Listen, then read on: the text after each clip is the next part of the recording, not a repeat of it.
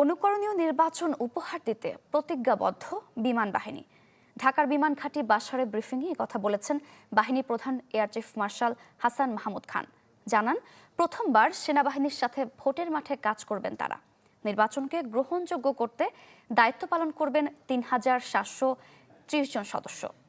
বাহিনীর সদস্যদের নির্দেশ দেন নির্বাচনে পক্ষপাতিত্ব না করে নিরপেক্ষ দায়িত্ব পালনের।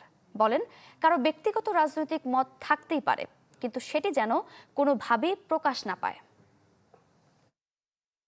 ঘাঁটির সাথে থাকবে।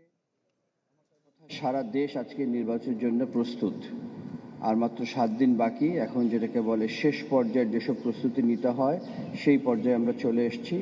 তো এই মুহূর্তে আমরা আজকে হচ্ছে 5 তারিখ, আমরা আগামী 2 দিন পরেই আমাদের বিশেষ করে ডিপ্লয়মেন্ট যেটা হওয়ার কথা, প্রাক এবং পরবর্তী নির্বাচনের যে ডিপ্লয়মেন্ট, সেই ডিপ্লয়মেন্টটা আমরা করব।